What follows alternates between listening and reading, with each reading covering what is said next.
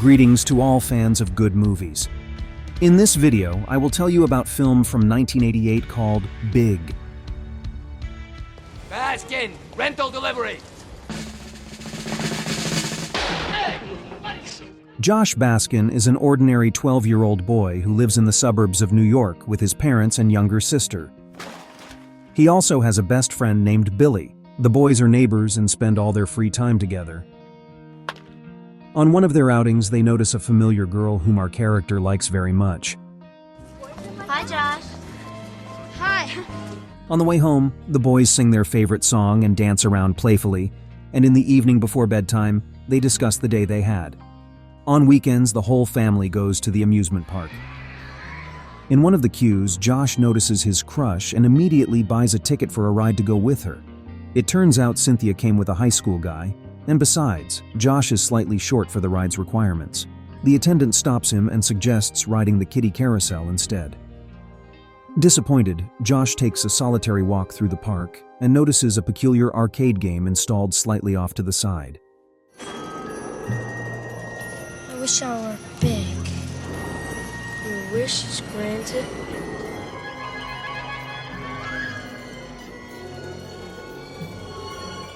At night, a storm begins.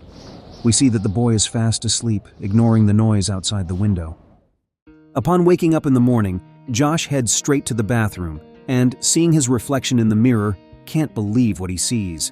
Overnight, the boy has turned into an adult man who appears to be around 30 years old now. Returning to his room, the guy realizes that his wish has come true. He decides to quickly return to that amusement park to fix everything back.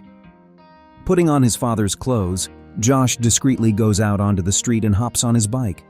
Arriving at the park, he finds an empty lot. By that time, the fair had already ended. Returning home, Josh tries to explain everything to his mother, but she mistakes him for a thief. In fear, the woman grabs a knife and starts threatening her child. Where is my son? Police! In the next scene, our character goes to school to discuss this incident with his friend. At first, Billy also doesn't believe the man's words, but upon hearing a familiar tune, he realizes that it's the grown-up Josh standing before him. By this time, the police have begun searching for the missing boy.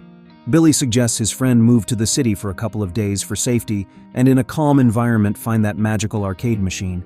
He even snatches some cash from home, and that amount should suffice for the first time. The guys buy tickets and arrive in New York. Billy helps his friends settle into a cheap hotel, then rushes back home. I'll cut classes tomorrow and find that Zoltar. I'd use a chain if I were you. Our character is left to spend the night alone for the first time and in such an unpleasant place. Overcome with fear, he lies down on the bed and starts crying.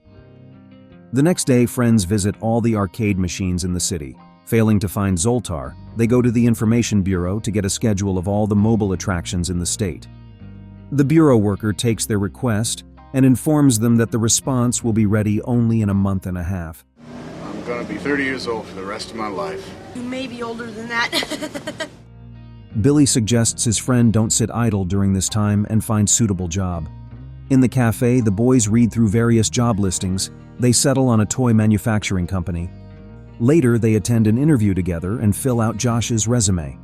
In the previous job section, they list the position of a mailroom director, as Josh had previously worked as a newspaper delivery boy. In the social insurance section, they write down the combination to their school locker. There's a couple of numbers missing on your Social Security. Oh, 12. Currently, the company is experiencing a significant shortage of employees, so our character easily passes the interview and gets hired as a regular worker. On his first day at work, the guy accidentally knocks down the company's director.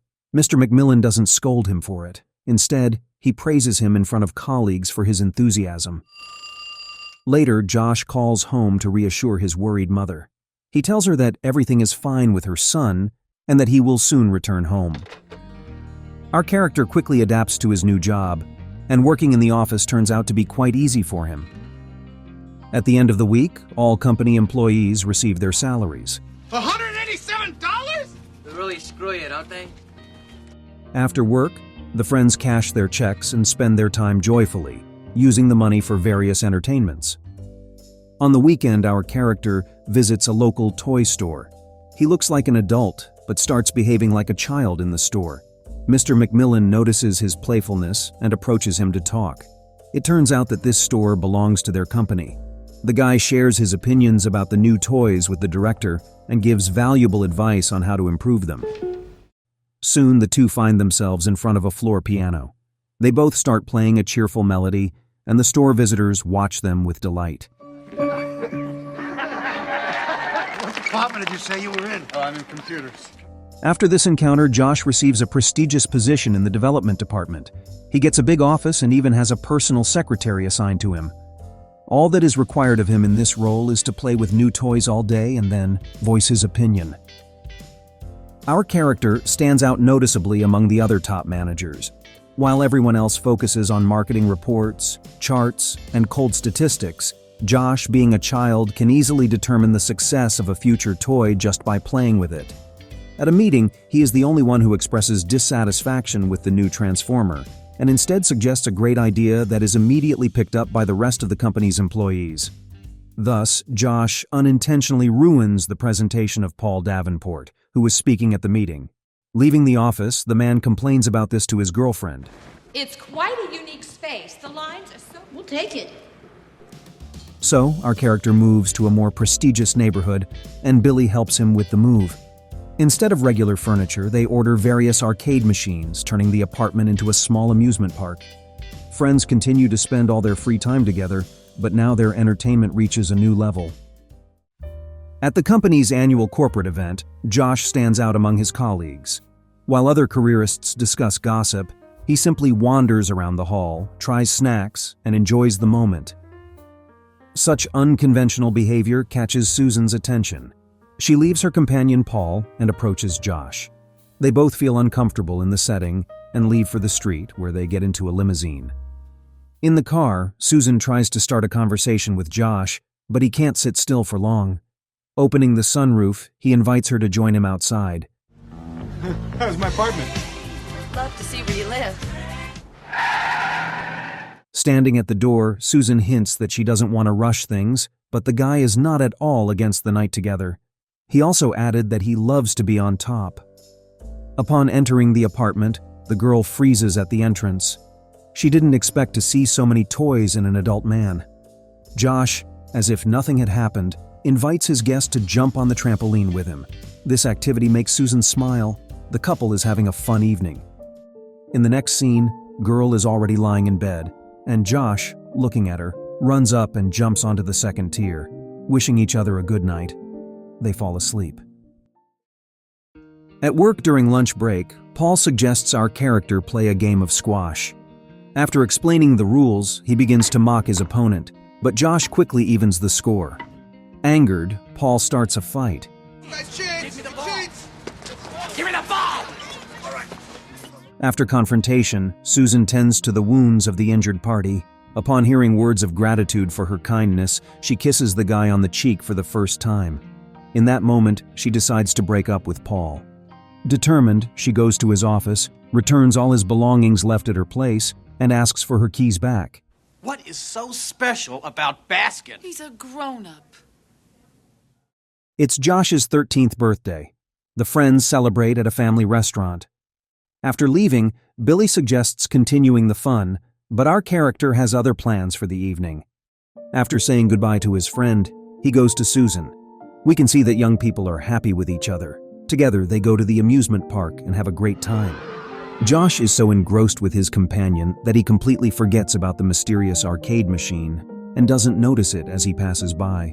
On the dance floor, Josh plans to reveal his secret, but seeing the girl, he decides to kiss her instead. The couple spend the night together again, but this time in a more adult manner. Hey, everybody. I'd like some coffee, please, Miss Patterson. And, make it black. But you don't drink coffee. From that moment on, the young people started living and working together. With Susan's help, Josh quickly adapted to adult life. Over time, there's no trace left of his childishness. One day, Billy discovers the long-awaited letter from the Information Bureau in his mailbox with the schedule of mobile attractions. He hurries to inform Josh about it, but the secretary doesn't want to involve the boy with the boss, citing his busy schedule.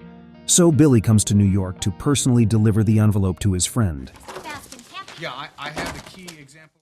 By this time, our character is fully immersed in his work. He asks Billy not to disturb him since he has many important tasks and suggests meeting later, during the lunch break. Feeling hurt, Billy leaves, taking the envelope with him. I'm your best friend. What's more important than that, huh? In the evening, Josh accidentally finds a floppy disk with a video game he used to enjoy playing as a child. In the next scene, he walks alone through familiar places. Watching his peers, the guy begins to realize that he will make a big mistake if he remains in the body of an adult. Returning home, Josh tells Susan everything, but girl doesn't believe what she heard. It seems to her that the guy made up this story in order to break up. The next day, persistent Billy comes to his friend's work again and leaves him a note with the address of the park where Zoltar is now installed. Today happens to be a very important day for our character. He must present his new project. During the presentation, Josh suddenly falls silent, then apologizes to those present and leaves. Later, Susan follows him out. Will you take me to Sea Point Park, New York? Josh! See you back home! In the park, Josh approaches the desired machine, unplugs it, and makes a wish to become a child again. At that moment, an excited girl approaches him.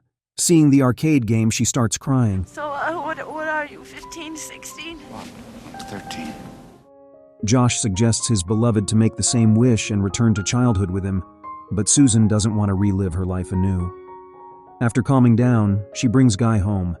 In the car, there's a touching farewell scene, and on the way home, our character becomes a child again. Finally, the young people smile at each other. Josh, it's me! Oh, thank God you're home! And so, this incredible story comes to an end. Thanks to everyone who watched. Share your thoughts about this film in the comments below.